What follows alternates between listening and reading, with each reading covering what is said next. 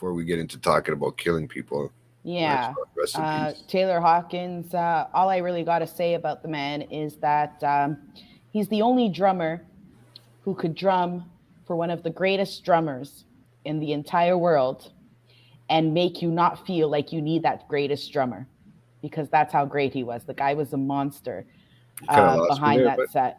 So Dave Grohl, one of the greatest drummers in the world, like, you know, he drummed for Nirvana, right? And when Taylor Hawkins was drumming for Dave Grohl, you oh, didn't that's the feel like next you serial needed Dave killer, Grohl right? on the drums. Do you get what I'm saying? Yeah, yeah. That's the next serial killer, right? Shut up. You know exactly who Dave Grohl is. Don't be, if you don't, you're only embarrassing yourself, dude. Nobody else.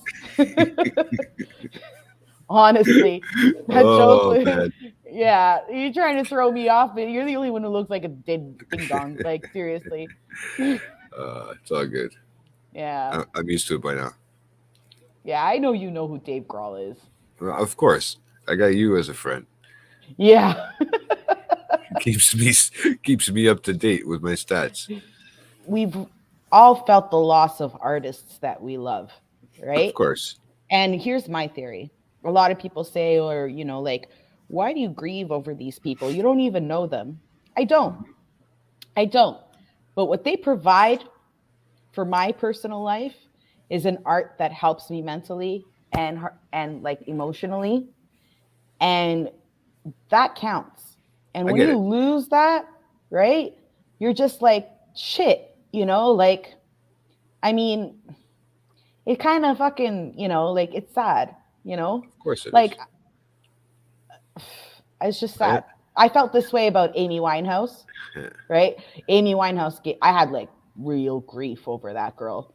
Um, I felt like that over Kurt Cobain, because Kurt Cobain's when I really started getting, like, I was into classic rock before, Mhm. but when Nirvana came out, I mean, that was my youth, Yeah, like, that was when, like, at your prime. 14, 13, like, your music is life to you at that time, right? And shut up, I'm still in my prime. Look at me, You bitch. didn't have to double check your stats back then. No. No, no, but I mean, like, I mean, when Kurt went, that was a shocker. When Tupac went, I bawled. When Biggie went, I bawled again. Right? I mean, these are artists that, they're a soundtrack to my life, right? It happens. I know. I get it. I understand. They were comfort I, when other things weren't comfort, and they didn't even know, probably they don't know who I am. yeah, So I mean, yeah, you grieve that. That's what you're grieving, right? What for they sure. put out there, For sure. I right? totally get it. I totally get it. Because they become, they become kind of like they become personal to you in a way, right? I guess you would say, Sure. right? I've never felt Sure. that sort of loss towards an artist in a sense. Like it sucks, right, but I've never felt that sort of attachment. Now, I mean, yeah, I'll always have their songs, and that's the one thing that's good about it. I always Right. have their And music that's to the turn great back thing on. about artists, what you just said. Yeah, That's what's eternal, their music, exactly. right? And That's what's important. their bodies may be buried, but like, that music still continues to be a comfort.